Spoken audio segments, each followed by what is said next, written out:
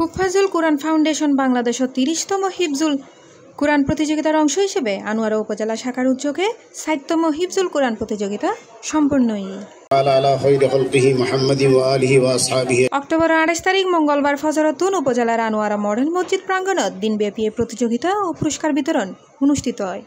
And উপজেলার বিভিন্ন প্রতিষ্ঠানত ৩৪৯ জন শিক্ষার্থী অংশ লয়। পরে ৫ ফারাতুন ৩০ ফারা পর্যন্ত ৪ গ্রুপে ৪৭ জন প্রতিযোগী বিজয়ী হয়।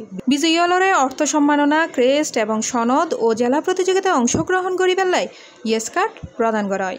বাকি অংশগ্রহণকারী প্রতিযোগী হলরে সম্মাননা হিসেবে সনদ প্রদান করা হয়। সাহাবায়ে কেরামদের মধ্যে ভালো কাজের প্রতিযোগিতা ছিল। মুমিন মুসলমান খালেস মুমিন মুসলমান যারা তারা ভালো কাজের প্রতিযোগিতা দেয়। দুনিয়ার লোভ লালসা নিয়ে তারা কোনো প্রতিযোগিতায় নামে না।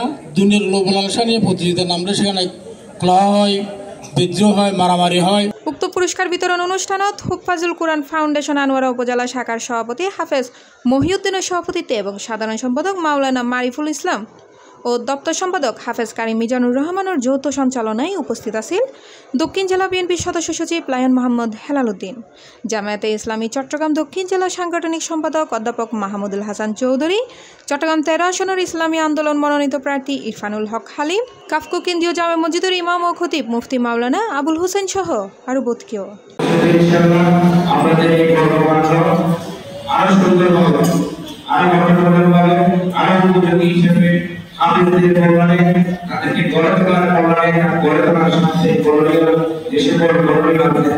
হিফজুল কুরআন প্রতিযোগিতাত প্রধান বিচারকের দায়িত্ব পালন করে হুফাজুল কুরআন ফাউন্ডেশন চট্টগ্রাম বিভাগীয় সভাপতি হাফেজ মাওলানা আব্দুর রশিদ এবং প্রতিযোগিতার সমন্বয়ক হিসেবে উপস্থিত আছেন ফাউন্ডেশনের চট্টগ্রাম বিভাগ, জেলা ও উপজেলা দায়িত্বশীল। শেষে দেশ, জাতি, মুসলিম উম্মার শান্তি কামনায় দোয়া ও মুনাজাত করা হয়। ধৈর্য সহকারে বসুন। সি+ টিভি, চট্টগ্রাম।